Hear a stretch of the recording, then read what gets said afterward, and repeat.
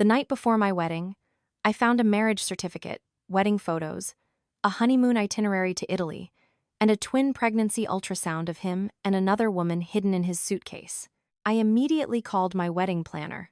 And on the day of the wedding, when the bride appeared, it drove the groom to absolute madness. In just 12 hours, I would officially become Thomas's wife. In 12 hours, our 10-year childhood sweetheart romance would finally blossom into a lifelong commitment. This Manhattan penthouse, where we planned to build our future, was eerily quiet tonight. Out on the balcony, the city lights sparkled like an artificial galaxy, but inside, an inexplicable, restless feeling churned in my stomach. I told myself it was just pre-wedding jitters, something every bride goes through. The sound of running water echoed steadily from the master bathroom. Thomas was in there. I smiled and decided to do one final check of his luggage. It was the designer suitcase he said he had pre-packed for our honeymoon in the Maldives. I just wanted to make sure our passports and travel documents were all there. I had always been the meticulous one, and Thomas always said he loved that thoughtful side of me. The expensive Rimowa suitcase sat neatly by the closet. I unzipped it and checked the outer mesh pocket. Everything seemed fine. But when I pulled up the inner lining of the main compartment to check the hidden compartment beneath it, my hand froze. The lining was bulging unnaturally. My hands trembled as my fingers brushed against a hard plastic folder, carefully concealed beneath the fabric. My heart skipped a beat. This wasn't my suitcase. I had no right to snoop. But something pushed me, a dark premonition that made it impossible to stop. I pulled the folder out. The air in my lungs thickened. The first piece of paper was a copy of a marriage certificate. Groom, Thomas Sterling. I held my breath. Bride, Lily Harper. Lily Harper. The name was so familiar. I desperately searched my memory, but my mind was blanking out. And the date of registration, March 15th, 3 months ago. 3 months ago, I was with him trying on my wedding dress. My throat went dry. Beneath the marriage certificate was a black USB drive. With trembling hands, I plugged it into my laptop, which was open on the vanity. Hundreds of photos loaded on the screen. No, these weren't memory lane photos. This was a professional, complete wedding album shot in the snowy mountains of Aspen. Thomas had that same radiant smile, that same gentle gaze, but his arms were wrapped around another woman, and Lily. She was wearing a pristine white wedding gown, leaning shyly against his shoulder. Her smile was blindingly happy. They looked perfect together. They looked at each other with a gaze I believed he reserved only for me. I felt like someone was crushing my chest. I frantically clicked through the pictures, praying this was a joke, a terrible misunderstanding. But no, the third document was a honeymoon itinerary. The destination wasn't the Maldives. It was Milan, Italy. First-class flights, bullet train tickets, invoices for a luxury boutique hotel all under his and her name. And then, the final piece of paper fluttered out. It was a finishing blow, a knife driven straight into whatever sanity I had left. A routine prenatal screening report from Mount Sinai Hospital. Patient name, Lily Harper. Date of examination, 2 days ago. Result, 1-2-week viable twin pregnancy, developing perfectly, 12 weeks. That meant the babies were conceived right around the time he registered his marriage with her. I collapsed onto the cold hardwood floor, the documents scattering around my feet. My ears rang. I could no longer hear the hum of the city traffic.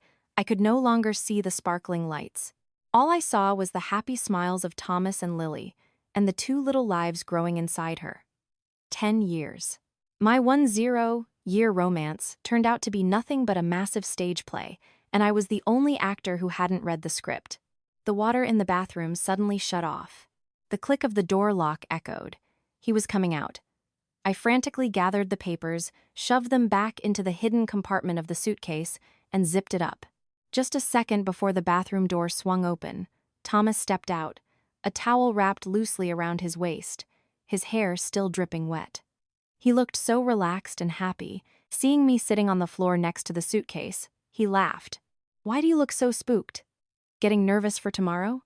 He walked over, leaning down to hug me. I dodged his embrace, forcing a smile onto my face. I I was just double-checking our passports. I was afraid we forgot them. Why are you always over-worrying? I took care of everything. Thomas ruffled my hair, his smile still bright. Go to bed early. You need to be the most beautiful bride in the world tomorrow. Asterisk. The most beautiful bride? Asterisk. Those words now sounded like a sick insult. I nodded, feigning exhaustion, and climbed into bed, pulling the covers over my head. Thomas didn't notice anything wrong. Or perhaps he just didn't care. He turned off the light, and soon enough, his steady, rhythmic breathing filled the room. But I couldn't sleep. In the darkness, tears streamed down my face uncontrollably. Asterisk, Lily Harper. Asterisk. The name kept repeating in my head. And then, the memories came rushing back. I remembered now, Lily, the foster sister that Thomas's family had taken in years ago. I remembered Lily was the daughter of one of Thomas's father's disgraced business partners. Their family went bankrupt, and Lily's father, unable to cope, took his own life, leaving behind his wife and young daughter. Thomas's mother, Margaret, out of pity, took Lily in, raising her and treating her like family. Back then, I thought Margaret was a compassionate, forgiving woman. Lily was a few years younger than us. She always had this fragile, weak demeanor, always keeping her head down, timidly calling Thomas brother and me sister. I used to feel so much sympathy for her situation. When Thomas acted cold and distant toward her, I even scolded him.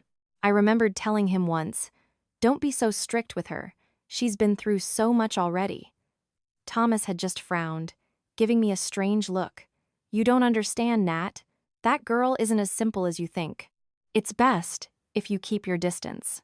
I thought he was just being overly suspicious. I thought he was a good man who knew how to set boundaries. I trusted him absolutely. It turned out that his coldness wasn't rejection. It was an elaborate, sophisticated act put on to blind me. He wasn't protecting me from Lily. He was protecting Lily from my scrutiny. Every detail began to string together with terrifying clarity. 3 months ago, Thomas said he had to fly to London for an emergency meeting to sign a crucial contract, one that would determine the company's future. He was gone for almost a week. It turns out that was when he took Lily to the courthouse to get married. A month ago, he said he had to go scout a new luxury ski resort project in Aspen.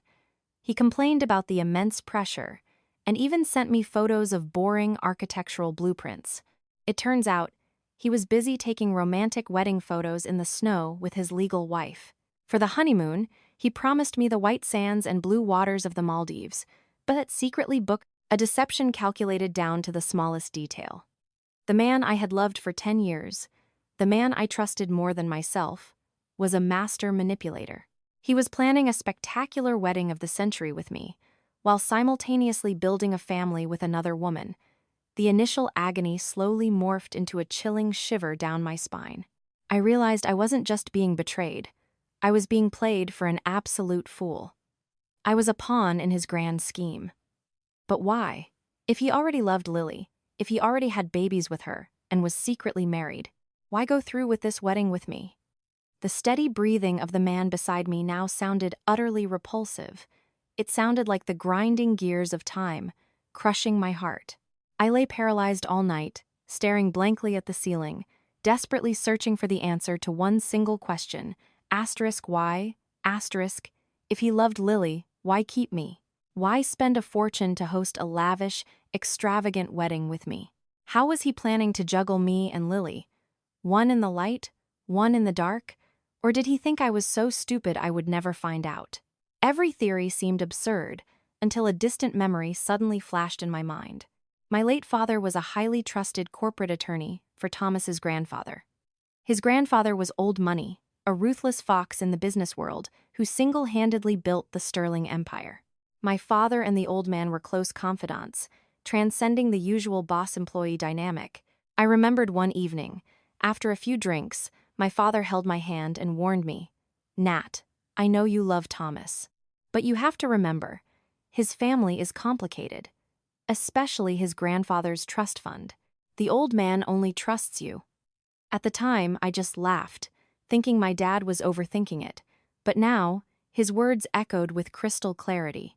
My father had told me that Thomas's grandfather didn't trust anyone, not even his own flesh and blood.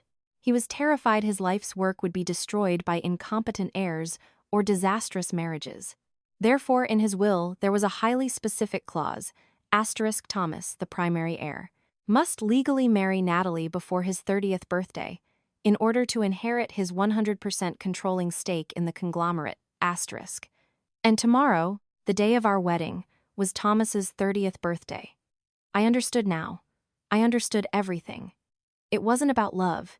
It was about hundreds of millions of dollars. My 10-year childhood sweetheart romance was nothing more than a necessary and sufficient condition in his inheritance contract. If he didn't marry me, he would lose everything.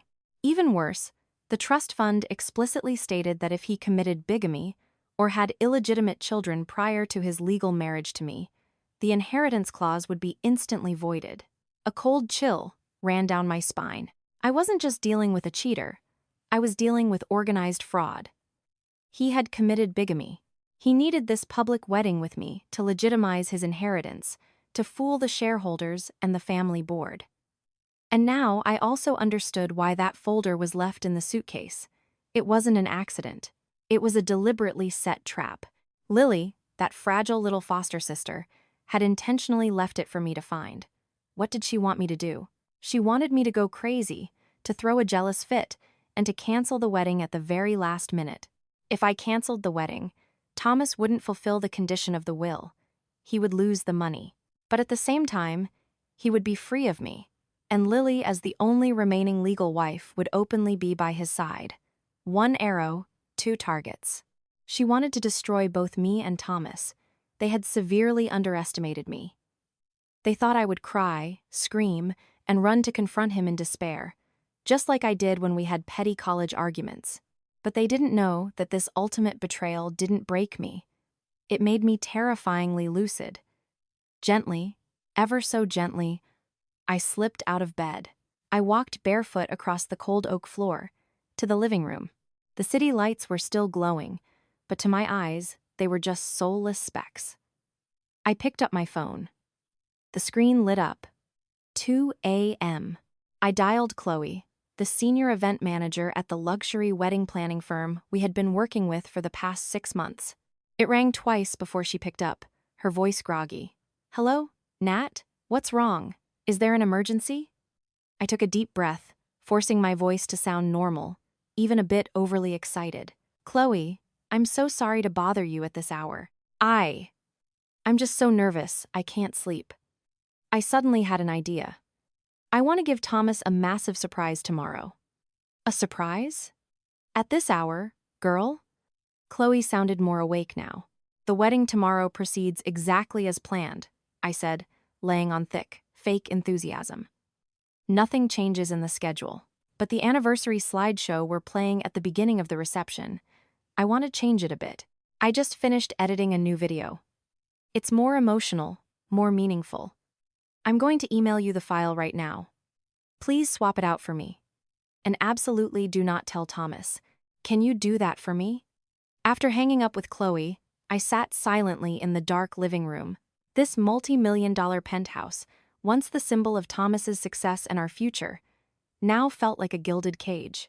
I had been so happy when he proposed to me here, promising me a small family filled with children's laughter. It was all an elaborately funded stage production. Lily wanted me to cancel the wedding, but I wasn't going to do that. I was going to give her a gift to make her believe she had won. I looked over at the vanity, where the dark blue velvet ring box sat. It held the diamond wedding bands Thomas boasted about having custom made by a master jeweler in Antwerp, a process that took 6 months. He had said, asterisk, "It symbolizes our one-of-a-kind love." Asterisk. What a sweet, sickening lie. I picked up the velvet box. The coldness of the metal and stones seeped into my palm. I opened an app for a premium, high-security courier service, the kind that guarantees delivery down to the exact minute. Recipient address. I typed in the address of the luxury high-rise apartment where Lily lived. I knew this address because Thomas had once dropped a maintenance fee receipt. When I asked about it, he brushed it off, saying it was a corporate guest house he used to host important clients who needed privacy. Another lie. Delivery time, 9 a.m. tomorrow. Exactly when the bridal makeup sessions usually begin. For the sender's note, I left it blank, but I opened an anonymous texting app and sent a message to Lily's phone number. I had memorized this number from Thomas's contacts, where it was saved simply as foster sister. The message had only one short line. Asterisk. Only the worthy gets to wear it. Asterisk. I wanted Lily to receive these rings. I wanted her to believe that I had discovered everything, that I was heartbroken, and that I had decided to walk away. I wanted her to believe I had admitted defeat and returned the tokens of our engagement. When a woman receives the wedding rings from her rival, right before the deadline, what will she think? She will think she has won. She will confidently put on her wedding dress, wear that ring, and march to the venue to claim her man. And I needed her to do exactly that. With everything arranged, I went back to the bedroom. The night was still long, but I couldn't waste another second crying. I opened my laptop and plugged in the black USB drive containing all of Thomas's sins. Hundreds of wedding photos, the marriage certificate, the flight itineraries, and the pregnancy report. I didn't just copy them. I meticulously arranged them, weaving them into a slideshow presentation. I chose a beautifully romantic background track, the exact song Thomas had chosen to open the reception. I started the video with images of our 10 years growing up together. Innocent, pure memories. And then, abruptly, I inserted the image of his and Lily's marriage certificate. Following that were their joyous wedding photos, interspersed with screenshots of the passionate, loving texts he had sent me during that exact same time frame. I worked like a machine, emotionless, hesitation-free. With every photo of Lily I inserted, my heart grew a little colder, a little more calloused. And when I placed the twin ultrasound photo as the grand finale, I knew the surprise gift I prepared for Thomas was perfect. I uploaded the entire video file to a secure cloud server and sent the link to Chloe, adding a final note. Asterisk. Remember, absolute secrecy. This is my masterpiece. Asterisk. Dawn began to break on the horizon.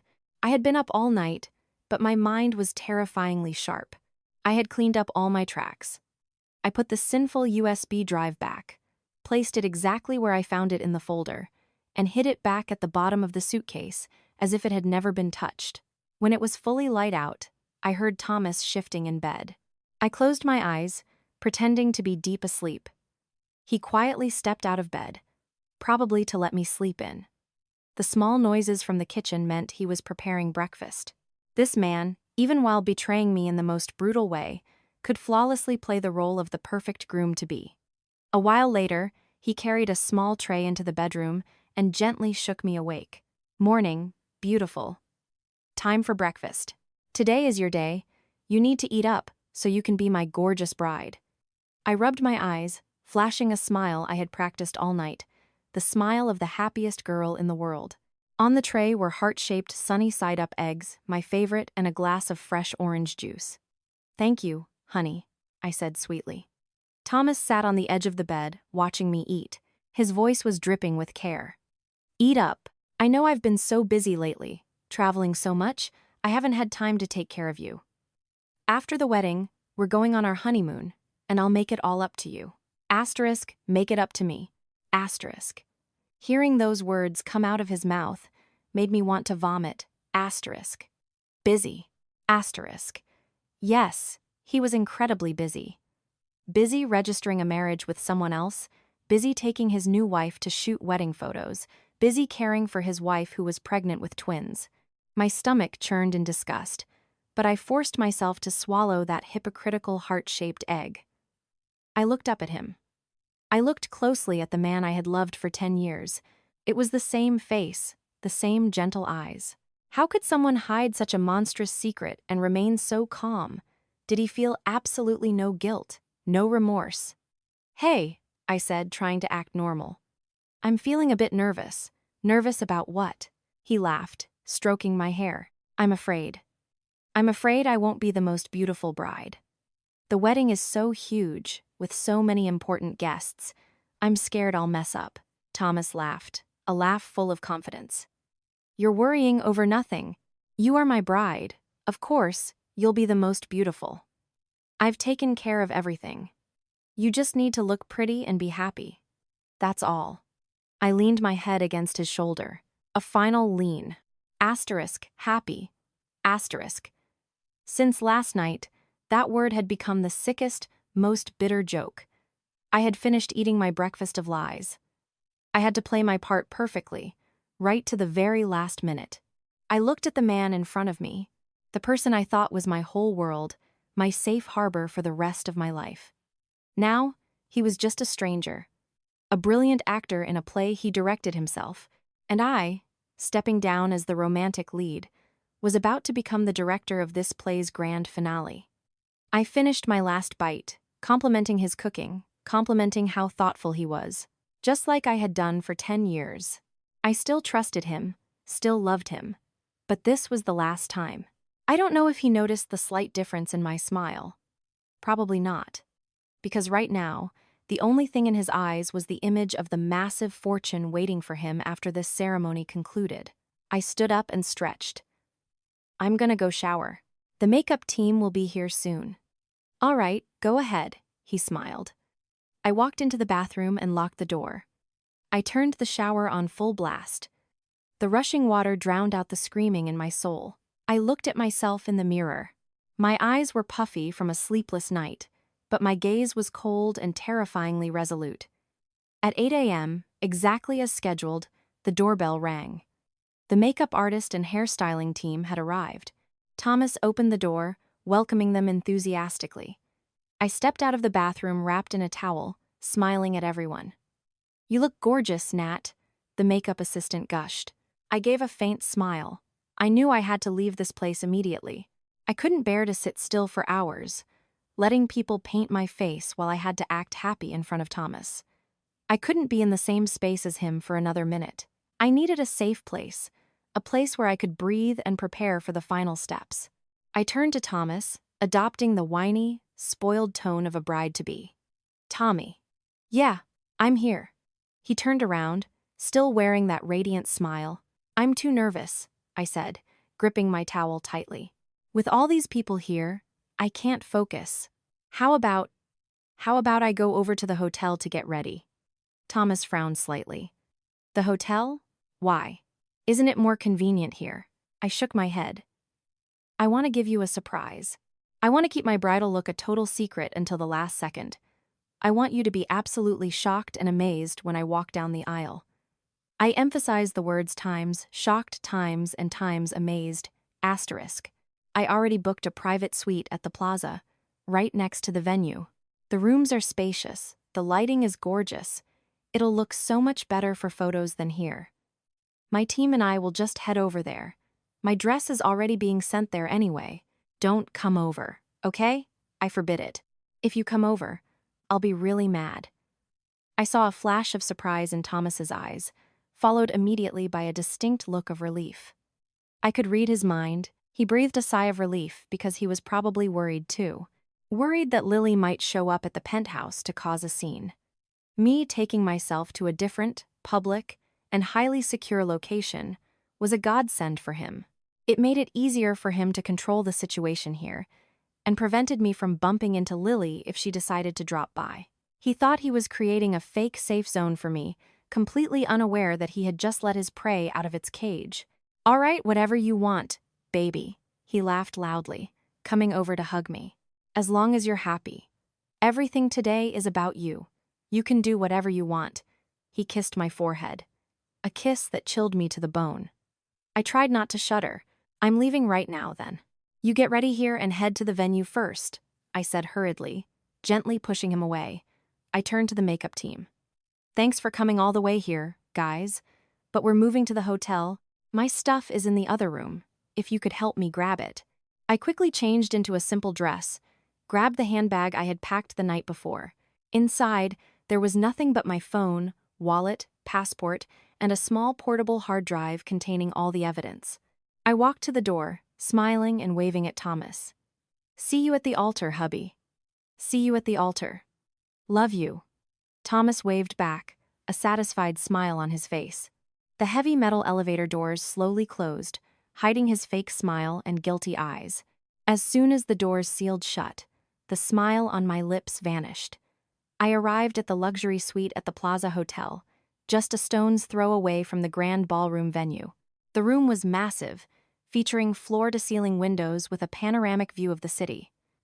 The makeup team quickly unpacked their gear.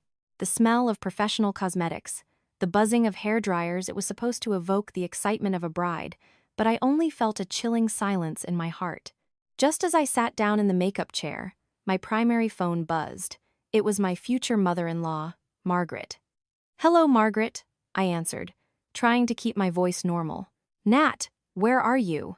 Margaret's voice on the other end sounded urgent and frantic, entirely different from her usual composed demeanor. "I'm at the hotel getting ready." "What's wrong?" "Which room? Send me the room number.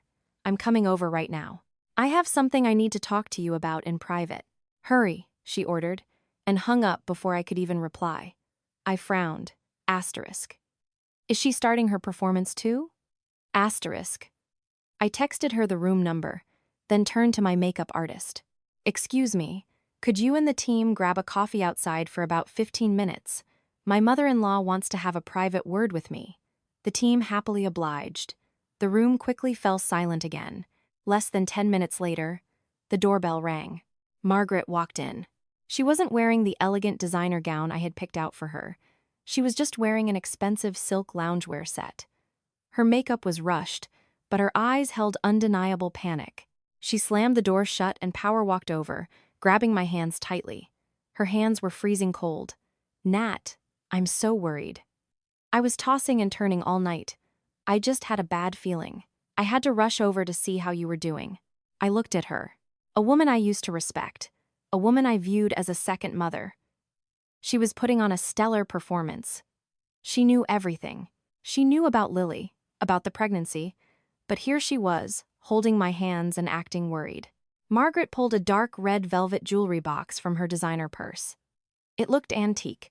She opened it, revealing a blood-red jade bangle, incredibly translucent and priceless. Her hands shook as she slid it onto my wrist. The cold jade touched my skin like ice. "This is a family heirloom from Thomas's grandmother," Margaret sniffled. "I've kept it for decades, just waiting for this day to give it to my eldest daughter-in-law. You wearing this means you are officially part of the Sterling family." I stared at the jade bracelet. It was beautiful, but it felt as heavy as a shackle. I remained silent, waiting to see what she would say next. Margaret squeezed both my hands, lowering her voice, making it sound serious and secretive. "Nat, I know you're an understanding girl. You and Thomas grew up together. Your bond is deep. But men, sweetie, especially men entering a big phase in life, they have a lot of work pressure, a lot of complicated relationships." She paused, looking dead into my eyes, stressing every word. "Later, at the altar, no matter what happens, no matter what you hear anyone say, or if you see anyone doing something inappropriate, you must absolutely trust Thomas. Do you hear me? Everything he does is for the sake of this family." She squeezed my hands harder. "Promise me. The Sterling family is so blessed to have a daughter-in-law like you. Do not let outsiders ruin our special day." I understood. This wasn't motherly advice. This was a warning. It was damage control. She was terrified Lily would show up and cause a scene, and she came here to inject me with a preemptive tranquilizer, so that even if I saw something, I would bite my tongue and endure it through the ceremony, ensuring her son secured his inheritance. I slowly pulled my hands out of hers.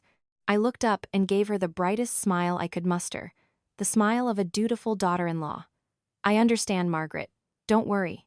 I won't let you down. No matter what happens, I will make sure today's ceremony concludes perfectly."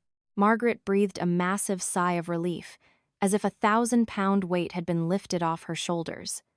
"Good, good. I knew I could count on you." She hurriedly stood up, smoothing her clothes. "I have to get back and get ready. You get your makeup done so you aren't late." She left as quickly as she had arrived. The moment the door clicked shut, the smile on my face vanished. I took off the jade bracelet and placed it on the table. I called the makeup team back in, and they began their work. I closed my eyes, letting them paint my face. I tried to empty my mind.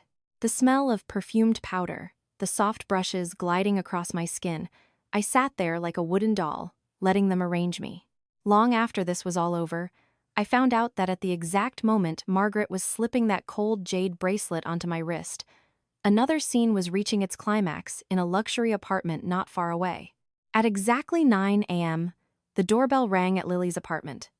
Lily, who had stayed awake all night in a state of anxious anticipation, rushed to open the door. A courier handed her a dark blue velvet box, the exact same brand of ring box Thomas had chosen.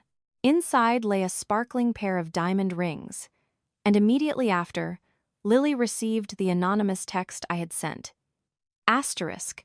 Only the worthy gets to wear it. Asterisk. According to what Maya investigated later, Lily instantly believed that I had found out everything. She believed I was too heartbroken, too humiliated, and had decided to run away. This gift was my surrender. I was returning the tokens of our engagement. Victory was right in front of her. The first thing Lily did was call Thomas. She wanted to confirm her victory.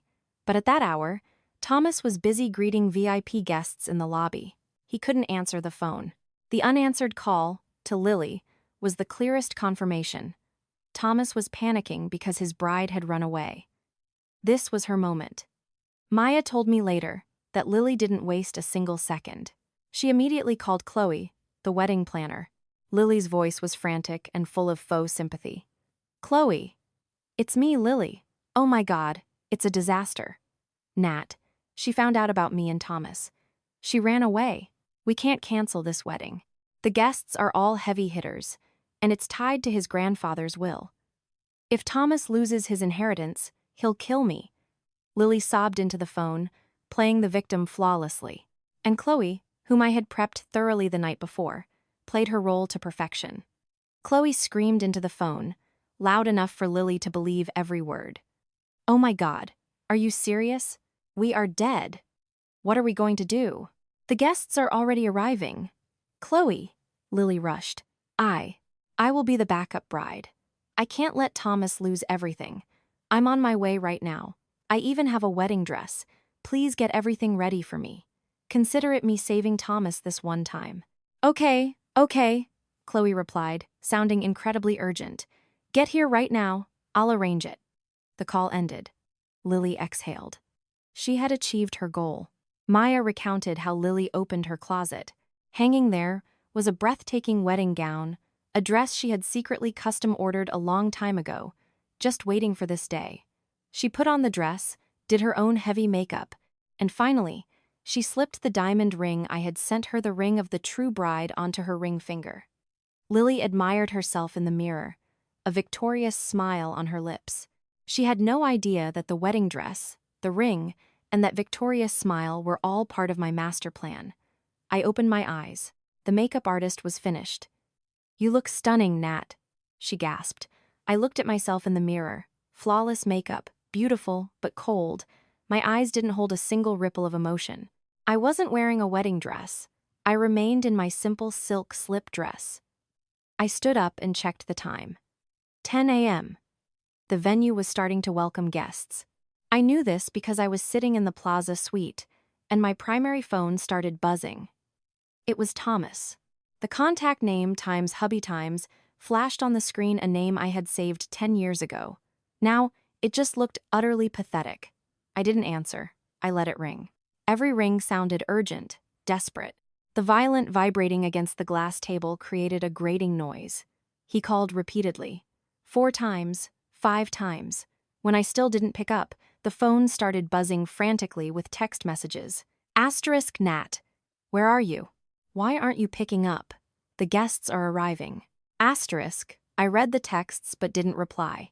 I could imagine his face right now, confused, anxious, and probably a little scared.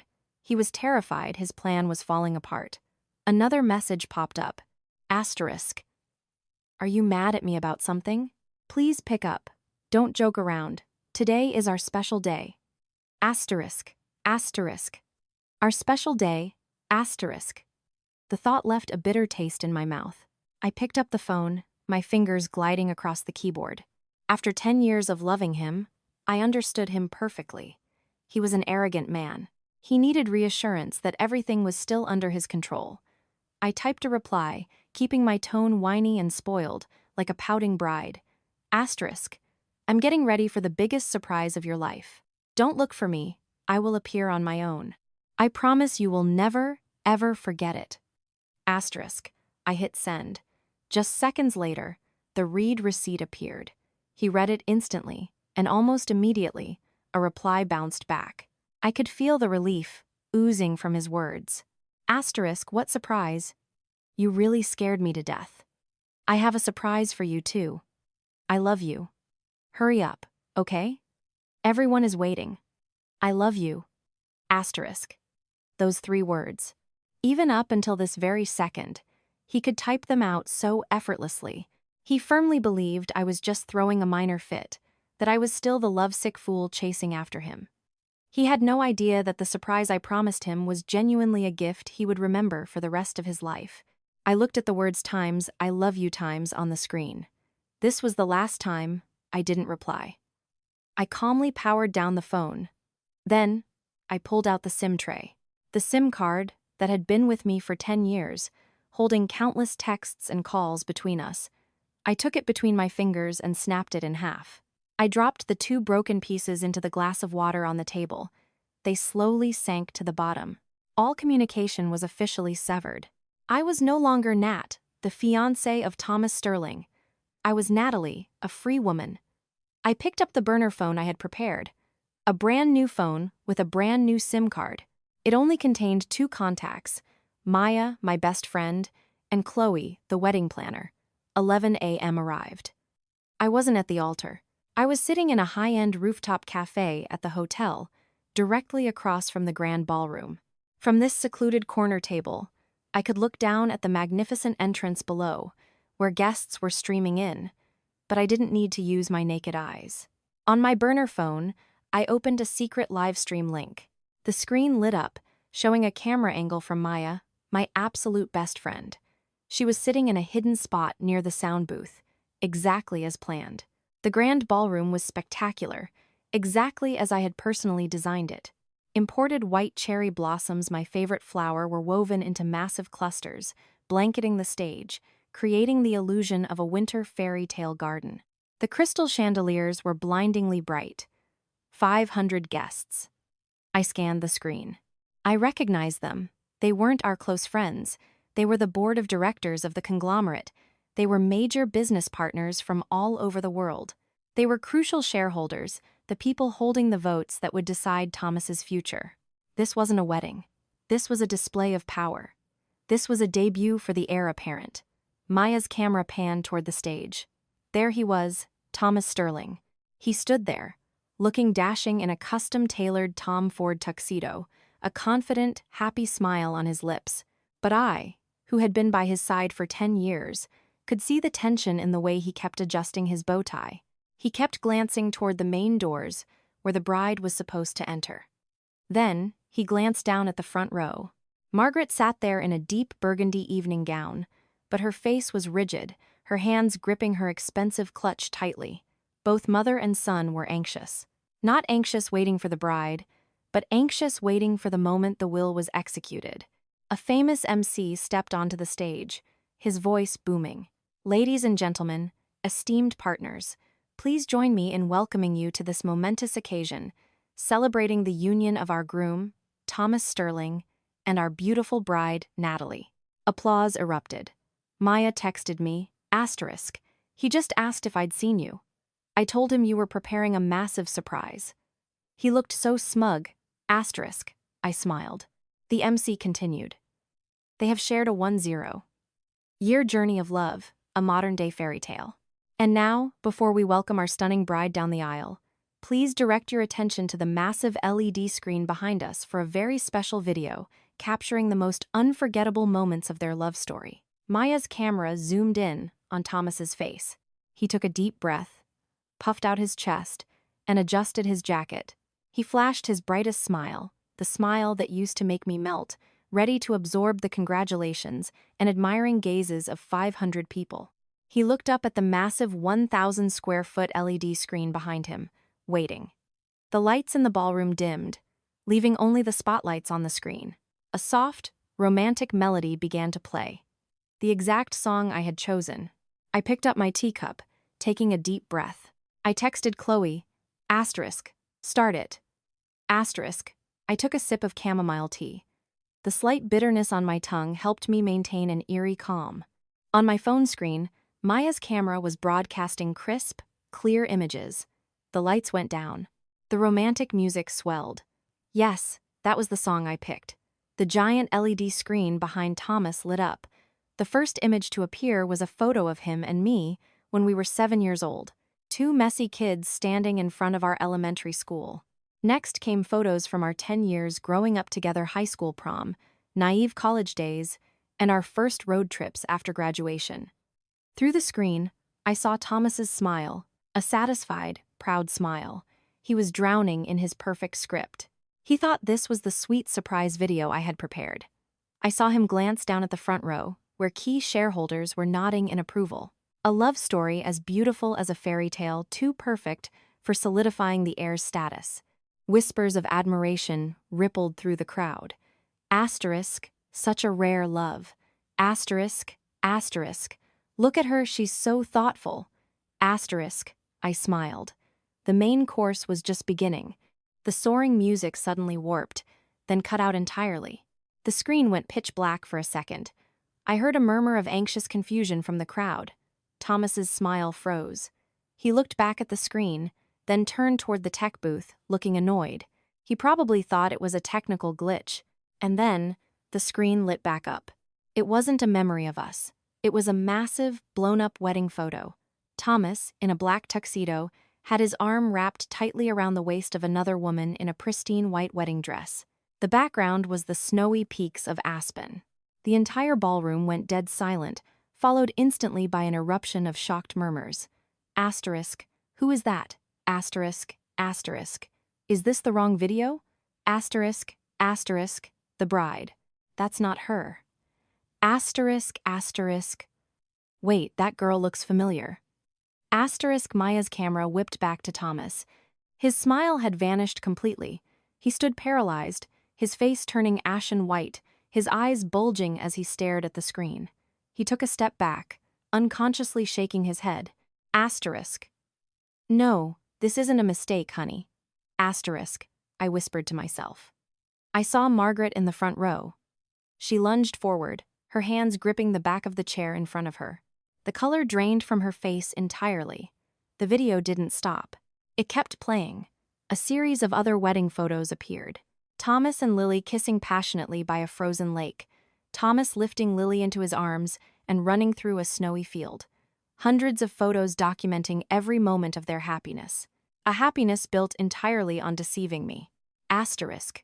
Oh my God, isn't that Lily? The girl Margaret fostered?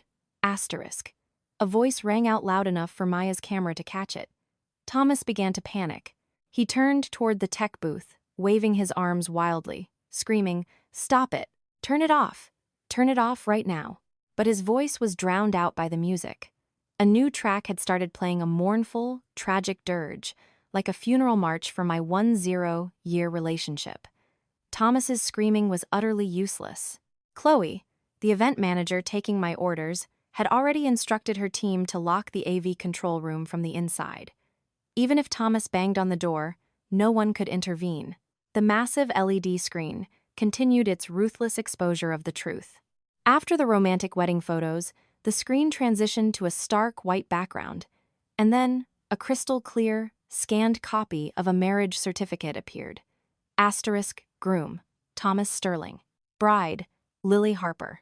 Date, March 15th. The red official seal of the state was like a splatter of blood hitting the eyes of the 500 guests. If it was just murmurs before, the ballroom was now in total chaos. My God, he actually married that girl.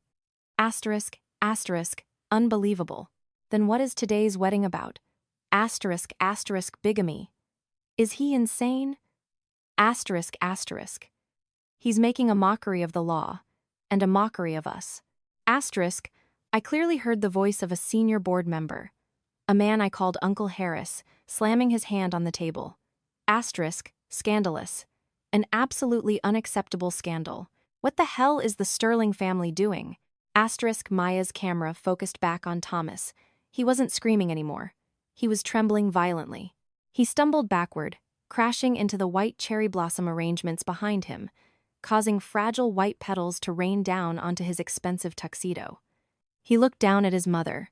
Margaret was trying to stand up, but her legs gave out, and she collapsed back into her chair. The video still wasn't over. The next slide. The honeymoon itinerary to Milan. First-class round-trip tickets for Thomas Sterling and Lily Harper.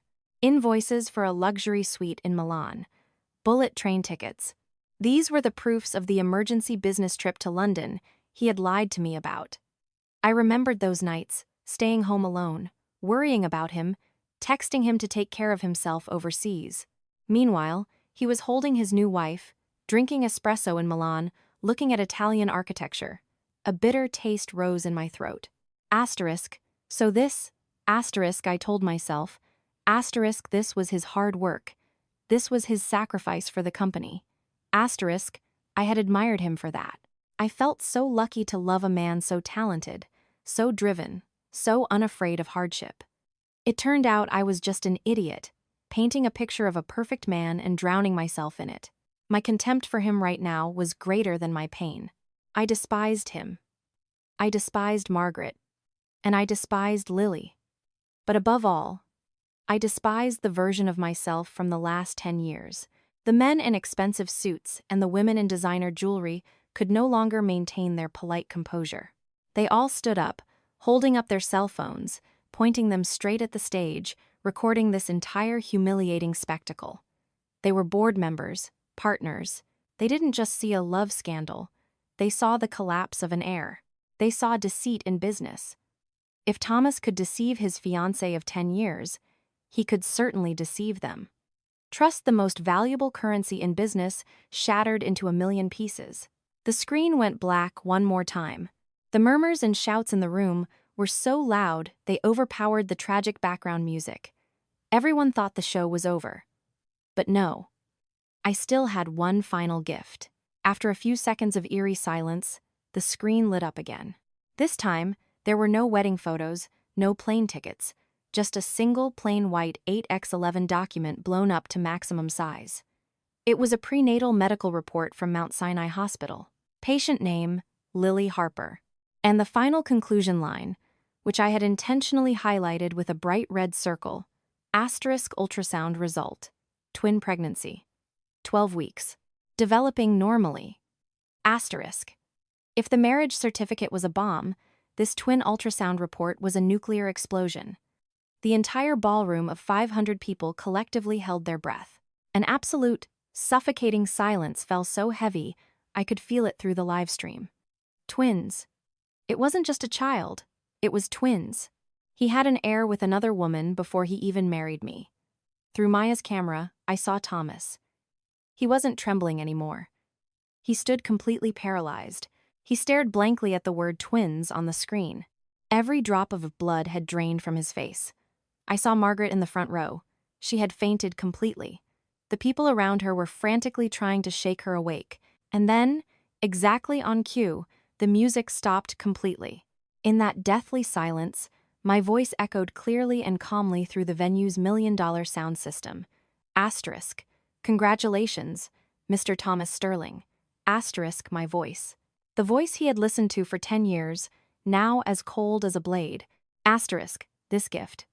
Asterisk, I paused for a beat. Asterisk, I hope you enjoy it. Asterisk. The moment my voice stopped, the massive LED screen went black. Instantly, the entire ballroom erupted into absolute, chaotic bedlam. Screaming, cursing, the sound of chairs tipping over. Everyone stood up, holding their phones high, like a forest of cameras. They recorded Thomas. They recorded Margaret unconscious. They recorded the board members slamming their fists on the tables, their faces purple with rage. Maya texted me, her typing frantic. Asterisk Nat. It's over. It's total chaos. Margaret fainted. The board members are calling their lawyers. Asterisk. I watched the scene unfold. I didn't feel vindicated. I didn't feel victorious. I only felt an endless, hollow void. My 10 years of youth had been buried in the most extravagant, complete way possible, witnessed by 500 people. Suddenly, Maya's camera shook violently. It whipped around toward the main entrance of the ballroom. Maya screamed in a voice memo. Asterisk, oh my God, Nat, Lily. She actually showed up. She's in a wedding dress. She's here. Asterisk.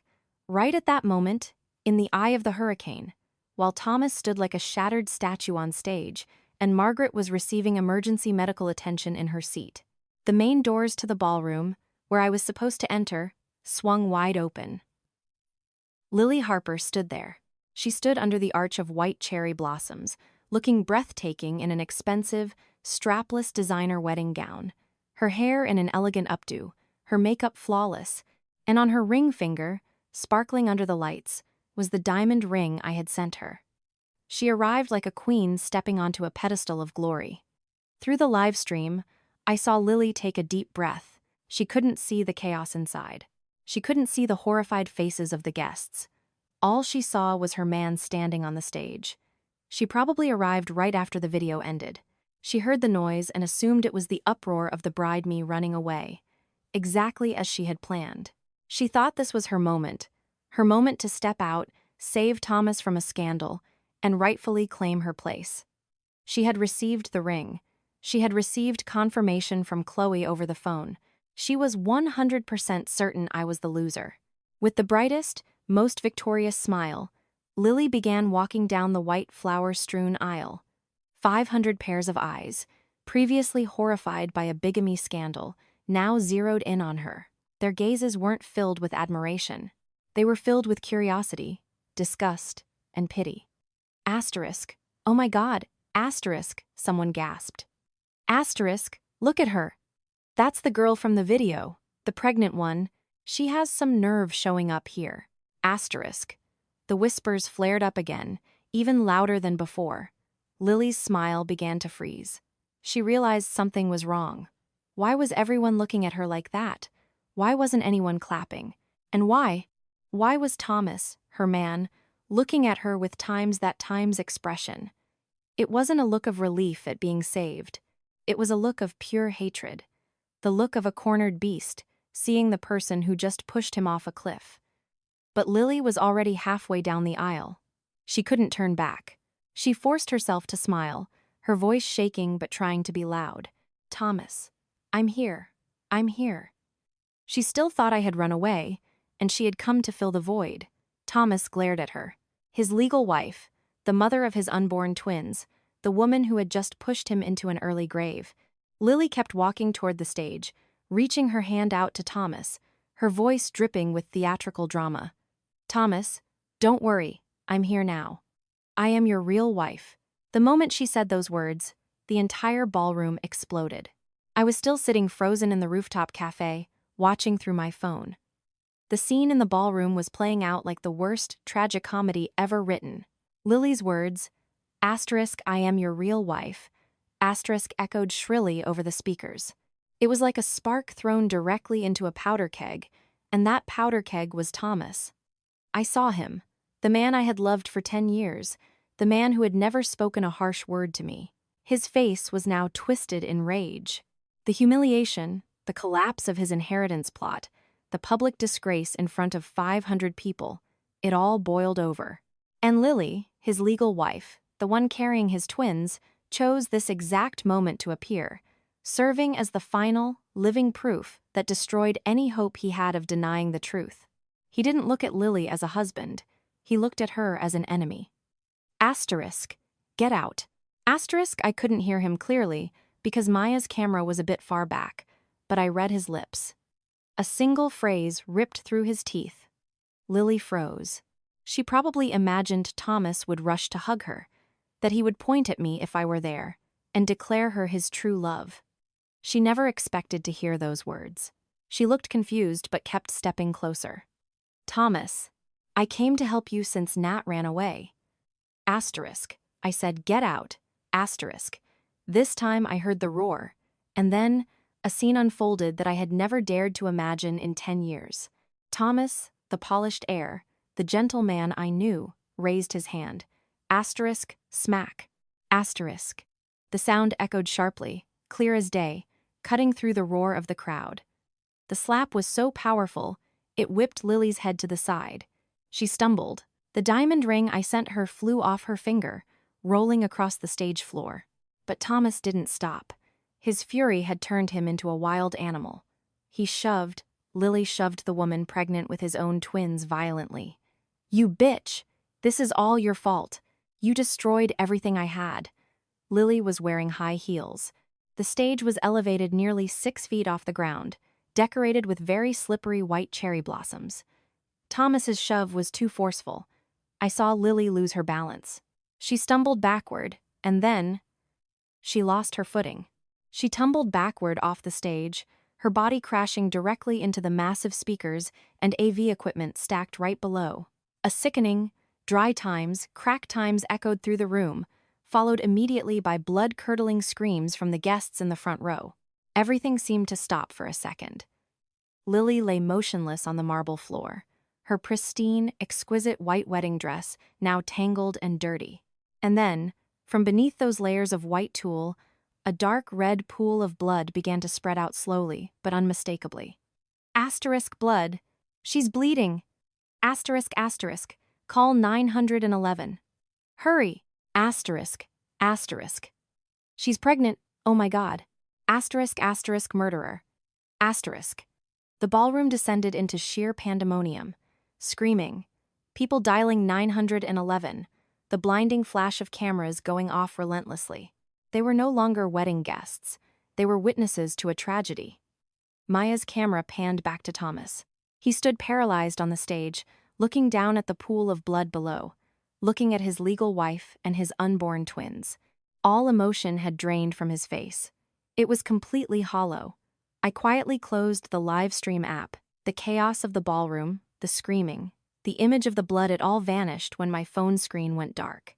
The space around me suddenly became incredibly quiet. The rooftop cafe continued to play soft jazz. The breeze gently brushed my hair. I sat for a moment longer, looking down at the street below. Traffic was bustling as usual. This city kept moving, never stopping for anyone's tragedy. And I had to keep moving with my life, too. I flagged down a waiter and paid for my cold chamomile tea. I grabbed the handle of my small carry-on and stepped into the elevator. Nobody recognized me. The woman in the simple silk dress wearing sunglasses was actually the bride from the disaster wedding happening in the building next door. I had booked a car in advance. An unmarked, luxury black car was waiting at the rear entrance of the hotel. I got in, and the car seamlessly blended into the traffic. The driver took me straight to JFK Airport. I had booked this ticket a week ago, using my passport, and a secondary bank account Thomas didn't know existed. I checked in online, and it only took a few minutes to get through security. I stepped into the first-class lounge. Everything here was serene, hushed conversations, the flipping of magazine pages, the soft clinking of teacups. It was a stark, brutal contrast to the scene I had just witnessed, a cruel juxtaposition between hell and absolute peace.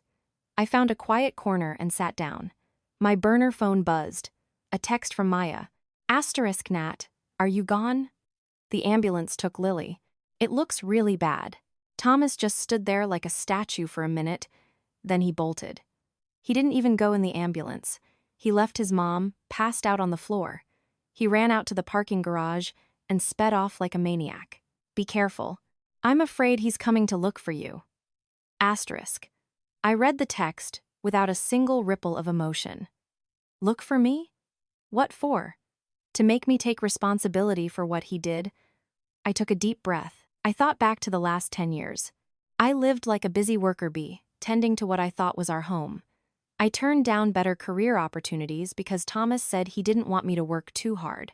I gave up my dream of studying abroad because Thomas said he couldn't handle a long-distance relationship. I sacrificed. I endured, and I trusted blindly. I thought childhood sweetheart love was the strongest bond. It turned out it was the most fragile. Because it was built on habit, not respect. The large screen in the lounge announced that my flight to Paris was boarding. Flight time, 12:30 p.m. I stood up, grabbed my suitcase. I didn't look back. I walked toward the departure gate, where a new life was waiting for me. 10 years of my youth, 10 years of love and deceit. I was leaving it all behind in this city. I wasn't there to witness what happened next. I was up in the sky, flying through layers of clouds to the other side of the world. Everything that happened at the penthouse was told to me by Maya much later. Maya said Thomas drove like a lunatic. He abandoned Lily, who was fighting for her life in an ambulance. He abandoned Margaret, who had fainted at the venue. He abandoned 500 guests and the humiliating wreckage of his family. He only had one thought in his mind: find me. Maybe he thought I was at home. Maybe he thought I was crying, packing my bags, waiting for him to come back so I could scream and demand answers. He still thought I was the weak, foolish girl from 10 years ago. He probably believed that if he just coaxed me a little, apologized a bit, everything would go back to normal. He stormed up to the penthouse. He jammed his key into the lock, threw the door open, and then he stopped dead. The apartment was completely empty. Not the emptiness of a brand new, unmoved-in apartment, but the emptiness of a place that had been gutted. The expensive Italian leather sofa was gone. The 100-inch curved TV was gone. The walnut dining table was gone. All of my designer clothes in the walk-in closet were gone. The framed photos of us lining the hallway were gone. Even in the bathroom, my pink toothbrush, my half-used toothpaste, my favorite body wash, everything was gone. The massive penthouse now only echoed with the sound of his own ragged breathing. Not a single trace of me remained, as if I had never existed in this place. Maya said Thomas couldn't believe his eyes. He rushed from room to room. Living room, bedroom, study, everything was bare, leaving only his personal furniture, looking pathetic and out of place. It wasn't until much later that he noticed a small slip of paper stuck to the fridge. It was an invoice from a premium moving and storage company. Date of service, 3 days ago. It was then he realized this wasn't a spur-of-the-moment tantrum. This wasn't a hasty decision made after discovering a secret the night before. This was a plan. A meticulously prepared plan, he roared. It wasn't a roar of anger, but of pure terror. For the first time in his life, the man who always believed he controlled everything realized he had been strung along the entire time. He realized, I knew. I had known for a very long time. My silence over the past few days, my smile this morning, the heart-shaped breakfast, the wave goodbye at the elevator, it was all part of the act. He thought he was the director, but it turned out he was just an actor in my play. Maya also told me that after realizing this brutal truth, Thomas completely lost it. He started tearing the house apart. He hoped to find something, anything, a letter, a note, a lingering trace of me. He pulled out every drawer, flipped every mattress, looked into every corner, but there was nothing. I cleaned up too well. I hired professional cleaners. They scrubbed the apartment so thoroughly, it didn't even retain the scent of my perfume, only the cold smell of bleach remained. He collapsed in the middle of the empty living room, screaming my name in despair. And then, he saw it on the glass dining table, the same table where just hours ago he had lovingly watched me eat my last breakfast. There was one single thing left behind. It was a photograph, not an extravagant wedding photo or a luxurious vacation shot. It was our very first photo, taken during a college trip 10 years ago, when we were just 19 or 20-year-old kids. In the photo, I was smiling brightly, my eyes squinting in the afternoon sun, while he had his arm around my shoulder, flashing a goofy, proud grin. That photo used to be my greatest treasure, proof of the purest kind of love. But now, the photo was torn in half. Not a clean cut with scissors, but a jagged, violent tear by hand, as if the person tearing it had used all their strength. The half with me in it was gone. The other half remained on the table, leaving only Thomas, with his goofy smile, wrapping his arm around an empty void. Maya said Thomas shakily picked up that half of the photo. He stared blankly at the empty space beside him. He didn't cry. He just started laughing, a maniacal, hoarse laugh that echoed through the empty apartment. He finally understood. I didn't just move out. I didn't just leave him. I erased him from 10 years of my life. I tore up the past. The half that belonged to me, I took. The half that belonged to him, I returned. I returned his lies, his emptiness, and a future that would never include me again. Thomas gripped that half of the photo so tightly, his knuckles turned white. And then, he buried his face in his hands on the table. His broad shoulders, the shoulders I once thought were my entire world, began to shake violently. While Thomas was breaking down over a torn photo, I was tens of thousands of miles away, on a 1-2-hour flight. I curled up under the thin blanket in the business class cabin, trying to find some sleep, but I couldn't. The image of Lily falling, the pool of blood on the marble floor, it kept haunting me. I didn't feel vindicated. I just felt terrified. Terrified by Thomas's madness, and terrified by the ruthlessness of my own plan. Everything that happened after I left was relayed to me by Maya, after I had already settled in Paris. Maya said Thomas didn't get to break down in that empty apartment for long. While he was drowning in manic despair, he received 2 phone calls. 2 calls that officially slammed every door in his life shut. The first call was from the hospital. A nurse from the ER called, her voice clinical and cold. "Are you the family of the patient, Lily Harper?" The patient suffered severe trauma from a high fall. "We tried our best, but we could not save the pregnancy. Both fetuses have been lost. The patient also suffered massive blood loss and is in critical condition. You need to come down here and sign the paperwork immediately." Maya said Thomas just listened, the phone shaking in his hand. He didn't say a single word. He just hung up. Twins! The very thing he used to deceive me, the very thing Lily used to tie him down, was gone. He had just lost his own children, due to his own brutal shove. But the tragedy didn't stop there. Right as he was trying to process that news, his phone rang again. This time it was an unfamiliar number, but it carried authority. It was the law firm handling his grandfather's trust. The senior partner of the firm, an older man I had met briefly before, spoke in a monotone voice, delivering a brief update. "Mr. Sterling, I am calling to inform you. Based on the events that transpired at the wedding venue this morning, witnessed by the entire board of directors and the shareholders, you have severely violated the terms of the late Mr. Sterling's trust fund." Thomas, seeming to regain some lucidity, growled, his voice hoarse. "What are you talking about?" The lawyer calmly continued. "The trust explicitly states you must legally marry Miss Natalie before your 30th birthday. Today is your 30th birthday. However, your act of bigamy, meaning your legal marriage to Miss Lily Harper, has been exposed. Furthermore, you have caused a severe moral scandal that directly damages the reputation and brand value of Sterling Enterprises. According to the morality clause, a clause that Miss Natalie's father helped draft, we are forced to revoke your inheritance rights." "Revoke?" Thomas screamed. "Yes, sir. As of this moment, your controlling shares in the conglomerate will be transferred to a charitable foundation, exactly as the late chairman wished. You are no longer the majority shareholder. We are very sorry." The lawyer hung up. Thomas slumped onto the floor of his empty apartment. For 10 years he hustled, he acted, he lied to me. All for this day. He wanted to have it all. The family fortune, me as the perfect trophy wife, and Lily as his secret lover with his illegitimate kids. But in just one morning, in a few short hours, he lost me. He lost his unborn twins, and he lost his entire inheritance. He lost his past, his future, and his present. He had nothing left but half a torn photo in the palm of his hand. I arrived in Paris in the late afternoon. The city welcomed me with a freezing, misty rain. I dragged my suitcase down the cobblestone streets, feeling small and lost. But strangely, I didn't feel afraid. This was the first time in 10 years I was breathing my own air. I was free. In the days that followed, I learned just how insane Thomas had become.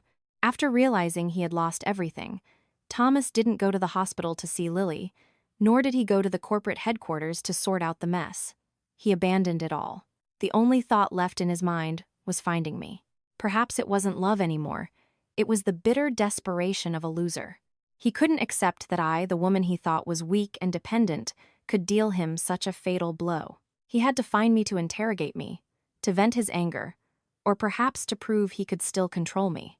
He used his last remaining connections, his last shreds of power, before the news of his disinheritance spread. He called airport security directors, called friends at airlines, demanding they check the passenger manifests for all flights leaving the city that day. He believed I couldn't have gone far. He thought I was just hiding somewhere domestic, maybe went back to my hometown or to some resort city to cry. And then the information came back. But it only drove him further into madness. His contact reported back, sounding utterly confused. Thomas, this is weird. The system shows Natalie's passport booked tickets for 10 different flights. All departing today. Thomas roared. 10 flights? To where? 1 to Miami, 1 to Chicago, 1 to Aspen, a train ticket to DC, a flight to London, 1 to Tokyo, and... Thomas didn't need to hear the rest. He understood. I had laid down a smoke screen too thick to penetrate. 10 tickets, 10 different destinations, paid for with 10 different virtual credit cards. He couldn't know which flight I actually boarded. He couldn't know where I was in the world. I used the very money he gave me for wedding dresses and deposits to buy my own escape route. Maya said Thomas smashed his phone to pieces. He realized I didn't just leave. I had erased my own existence. I had been planning this for a very long time. He had been lured into a chess match where he was in checkmate from my very first move. His hunt hit a dead end. He was powerless. And for an arrogant man like Thomas, powerlessness was the cruelest punishment of all. In Paris, I cut off all old contacts. I got a new phone number. My only contact was Maya, using a highly encrypted app. My early winter days in Paris were brutally cold. The chill seeped into my bones, but it also kept my mind sharp. I didn't come here for a vacation. I came here to start over. I rented a tiny, old, but cozy attic apartment in Le Marais, a neighborhood with cobblestone alleys and the smell of fresh baguettes every morning. I began my new life by throwing away everything that belonged to the past. I didn't wear designer brands. I didn't go to fancy places. I got a part-time job at a vintage English bookstore and took on freelance translation gigs at night. I lived slowly, like a monk, trying to wash away the filthy memories of the last 10 years. Life went on peacefully, until one day, I ran into trouble. My landlord, a grumpy French man, suddenly demanded I pay double the rent and threatened to kick me out if I didn't comply. He claimed I violated some obscure clause in my French lease agreement that I didn't fully understand. I tried to argue, but my limited legal French was no match for his sleaziness. I felt helpless, feeling like I was once again becoming weak and easily bullied. Maya texted me, "Asterisk, you have to find a lawyer. There are plenty of Vietnamese American or French American law firms in Paris. Don't let them push you around." Asterisk. So, I sought out a small law firm tucked away on a quiet street, specializing in civil matters for expats. I walked in, my heart pounding. The person who greeted me wasn't an old, seasoned lawyer, but a young man, probably just a few years older than me. He wore a simple white button-down shirt and thin-rimmed glasses. He looked academic, but his eyes were incredibly sharp. He looked at me and smiled gently. "Bonjour. I'm Sean. Please, have a seat. Tell me what happened." His voice was deep, and his English was surprisingly perfect, tinged with a slight East Coast accent. I explained my situation and handed him the dense French contract. He read through it very quickly, then looked up, staring straight into my eyes. "He's trying to scam you." I know, I stammered, but I don't know what to do." Sean didn't say much. He picked up the phone and called my landlord directly. I didn't understand everything he said in French, but I heard the steel in his voice, the absolute resolve, and the clear citation of legal statutes. His voice wasn't loud, but it commanded authority. The call lasted barely 5 minutes. Sean hung up, pushed his glasses up his nose, and smiled at me. "It's done. No one will bother you again." He said it was just a misunderstanding. I was stunned. 5 minutes. How much do I owe you?" Sean shook his head. "It's a small matter. Expats gotta look out for each other." He looked at me, his eyes warming up. "Next time you sign anything, bring it here and let me look at it. Don't let yourself get taken advantage of like that again." He handed me his business card. I took it, feeling a profound sense of gratitude. It was the first time in a very long time I felt protected. Not the possessive, patronizing protection of Thomas, but protection rooted in respect and expertise. We became friends after that. Sometimes we grabbed coffee at the bookstore where I worked. We talked about books, about Paris, about our ambitions. He never asked about my past, never pried into why I ran away to Paris alone. He just listened. And being around him, my soul, which had been shattered to pieces, felt like it was slowly healing. 3 months passed. Winter in Paris was biting cold, but work and warm coffee dates with Sean helped me find my peace again. I got used to my new pace of life, used to making my own decisions. The past in New York seemed distant, fading like a bad dream. I started to think I would never have to hear those voices again. Until one evening, I had just returned to my attic apartment from work and was prepping a simple dinner. My burner phone, the only phone I used, suddenly rang. It was an unknown number, but with a US country code. My heart tightened. Only Maya knew this number. I hesitated, but eventually answered. Hello? The line was silent for a few seconds, just the sound of heavy, exhausted breathing. And then, a voice spoke up. A voice I thought I would never forget, but now sounded so alien, so aged, and so broken. Nat, it's Mom. It's Margaret. I froze. The cold phone pressed against my ear. I didn't say anything. All the emotions inside me turned to ice. Nat, please don't hang up. I beg you. I know you hate me, you hate Thomas, but please forgive me. She started crying, desperate. Pathetic sobs through the phone. I took a deep breath, trying to keep my voice from shaking. I was no longer the weak girl I used to be. Why are you calling me? I had called her Mom for 10 years, but the words leaving my mouth now were light but as sharp as a knife. Margaret seemed taken aback by my tone. Then she wailed, her cries growing louder. Nat, come back, please. Come back and save Thomas. He's not going to make it. I frowned. What new trick was this? I don't understand what you're saying. Ever since the wedding, Margaret choked out. He lost everything. The shares are gone. The company is gone. He locks himself in his room. He doesn't eat. He doesn't drink. He just drinks alcohol. Nat, he's destroying himself. The doctors say he has severe clinical depression. And yesterday, she took a long, shaky breath, speaking between sobs. Yesterday, they found him in the bathroom. He did something stupid. He was rushed to the ER. The doctor said he has severe internal bleeding and acute pancreatitis. He might not survive. I stood silently, leaning against the cold wall. I pictured the scene. The arrogant, confident man I knew, now lying on a hospital bed, barely clinging to life. Nat, oh God, Nat, Margaret pleaded. He's in a coma, but he keeps calling your name. He just keeps saying, Nat, I was wrong. The doctor said, maybe only you can save him. He has no will to live left. I beg you. I'm on my knees begging you.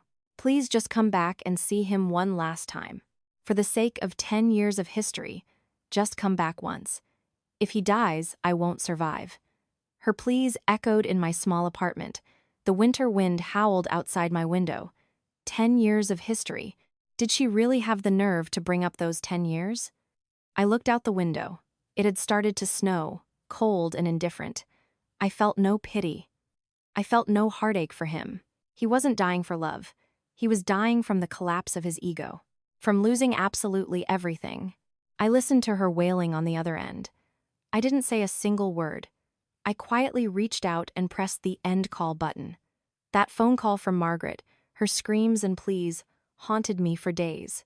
I tried to push it out of my head, telling myself it was no longer my problem. I hung up decisively, hoping it would be the last time I ever had to hear her voice. But I didn't know that my silence, my refusal, pushed her toward a decision that was even crazier and more twisted. Much later, after I finally returned to the US, Maya told me the whole tragicomic story. Maya, my absolute best friend. She didn't just call to comfort me from afar. She had secretly paid someone she knew at the hospital to keep tabs on Margaret's family. She was terrified that in their desperation, they might do something to harm me or use the media to smear my name again. And what she found out was far beyond anyone's imagination. Maya said that after I hung up on her, Margaret fell into complete despair. Thomas was still in a deep coma, his condition worsening by the day because he had given up on living. In her frantic desperation, while flipping through an old family photo album, Margaret remembered something. She remembered my hometown in Ohio. She immediately booked a flight and drove out to my hometown, a small rural area 100 miles from the city. She didn't go to apologize to my parents or pay her respects at my father's grave. She went to find Penny. Penny was a distant cousin of mine, the daughter of my uncle. Penny and I weren't close because her family struggled financially, and they kept to themselves. But the most important thing was that Penny looked incredibly similar to me, maybe a 6 or 7 out of 10 match, especially her eyes. If she put on makeup and you looked quickly under dim lighting, it would be easy to mistake us. Margaret showed up at my uncle's house, a run-down, single-story home at the end of a dirt road. Looking haggard from losing everything, but still carrying the arrogant aura of old money, she cut straight to the chase. She didn't beat around the bush. She placed a cashier's check on the scratched wooden table. $50,000. Maya said. Margaret named her price right there. I need Penny to do me a favor. Just pretend to be Natalie. Go to the hospital and say a few encouraging words to Thomas. Once he wakes up, he'll have the will to live. This $50,000 is for you and your family. Maya explained that my uncle's family was truly impoverished. My aunt and uncle worked themselves to the bone their whole lives. Penny had only finished high school and stayed home to help her parents, never having seen that much money in her life. To them, $50,000 was a sum they couldn't even dream of. They looked at each other, their eyes reflecting both fear and temptation. They had heard vague rumors about me betraying Thomas, running away on my wedding day. They probably thought I was in the wrong, and this was a chance to fix my mistake, while also helping their own family. Penny hesitated, scared, but Margaret dropped to her knees, crying and pleading. Please, please save my son. If he dies, I won't want to live either. You just have to say, Thomas, stay strong. I came back to you. That's it. You'll be saving a life. Finally, faced with that massive sum of money and Margaret's desperate pleas, Penny nodded. Margaret happily handed them a large cash advance to buy clothes. She dragged the girl to the city, took her to a salon to curl her hair exactly like mine. She even hired a makeup artist, the exact same artist who did my bridal makeup, demanding they make Penny look as much like me as humanly possible. When Maya told me this, I just shuddered. That mother, out of her sheer stubbornness, would resort to any trick. She didn't care if it was right or wrong, if it degraded Penny's dignity, or if it insulted me. She just needed her son to wake up. She took my pain and betrayal, turned it into a theatrical role, and hired a stranger to play me as a stunt double. That afternoon, Penny was brought to the hospital. She was wearing a beige knit sweater that I wore frequently, her hands trembling as she held a fruit basket. She was incredibly nervous and terrified, walking into the VIP hospital room where Thomas lay in a coma, surrounded by a maze of medical machines. I asked Maya, how was Penny feeling at that moment? Maya said, according to a nurse on shift, someone I paid off to keep me in the loop, Penny was so terrified all the blood drained from her face. She's a sweet, country girl who had never seen a scene like this in her life. Penny tiptoed into the room. The harsh smell of antiseptic, mixed with a lingering scent of stale alcohol, created a suffocating atmosphere.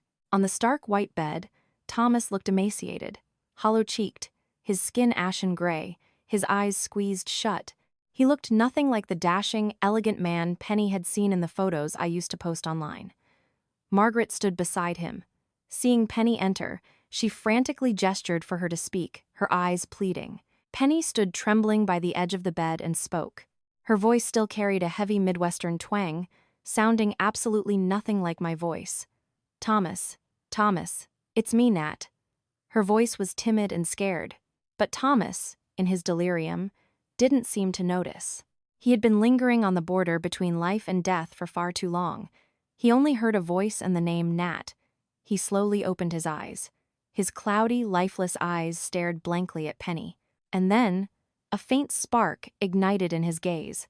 Perhaps Penny's resemblance to me, filtered through the haze of fever and heavy sedatives, actually made her look like me to him. Nat, he breathed, his voice hoarse and broken. You really came back. He struggled, reaching out a bony arm covered in ivy lines, grabbing Penny's hand. His hand was burning hot. Nat, I was wrong. Don't leave again. Seeing this, Margaret clasped her hands together, crying tears of joy. She hurriedly pushed Penny to sit on the chair, gesturing wildly for her to keep talking. Asterisk, keep talking. Asterisk Penny, prodded by Margaret, stammered. The girl was too terrified. She forgot all the lines Margaret had told her to memorize. She just spoke out of pure instinct. I'm not going anywhere. You stay strong. You have to get better. It was that second sentence. That trembling, unfamiliar voice yanked Thomas right out of his delirium. The spark in his eyes extinguished instantly. He squinted, staring hard at Penny. The haze vanished, replaced by a terrifying lucidity. He stared intently at the face, trying to force a smile at him. He realized these weren't my eyes. This wasn't my smile. Who are you? He growled, weak but full of menace. Penny flinched, snatching her hand back. I'm Nat. Don't you recognize me? No, Thomas suddenly roared. Where he found the fury, I don't know, but he bolted upright, violently ripping the IV out of his arm. Blood spurted out, splattering onto Penny's sweater. You are not her. You are not Nat. He swung his arm, violently knocking a tray of medication off the bedside table. Asterisk, crash. Asterisk. The metal clattered against the floor. Get out. Get the hell out. He grabbed a flower vase off the table and hurled it straight at Penny. The girl let out a blood-curdling scream, barely dodging it in time. The vase shattered against the wall. Margaret lunged forward to hold her son. Thomas, what are you doing? It's Nat. She really came back to you. You're lying to me too. Thomas turned, his bloodshot eyes glaring at his mother like a demon. You all lied to me. Do you think I'm that stupid? Get out. All of you get out. He screamed like a wounded beast, smashing everything within his reach. The wound on his arm tore open, blood pouring out. Nurses and doctors heard the commotion and rushed into the room. It took 4 or 5 strong orderlies to hold him down, while a nurse administered a heavy dose of sedatives to knock him out. Penny was so terrified she passed out and had to be carried out by a nurse. When she woke up, she cried hysterically and demanded to go back to Ohio immediately. She didn't care about the $50,000 anymore. Margaret's stunt double scheme didn't just fail miserably. It nearly cost Thomas his life due to extreme agitation. Listening to Maya tell the story, I felt a deep chill. I didn't pity Thomas. I only realized that a person consumed by deceit will ultimately be destroyed by their own lies. My hanging up on Margaret, combined with the spectacular failure of her stunt double plan, seemed to push her to the absolute edge. She knew I was her last hope, and she launched a campaign of psychological terror against me. She stopped calling because she knew I wouldn't answer. She used burner numbers to send me voice memos through encrypted apps. At first, they were crying, pleading messages, talking about Thomas's critical condition, about our 10 years of history. When I didn't reply, those messages morphed into vicious curses and threats. Asterisk, you are cold-blooded. You're a venomous snake. If Thomas dies, it's your fault. Asterisk. Asterisk. If you don't come back, you will regret this for the rest of your life.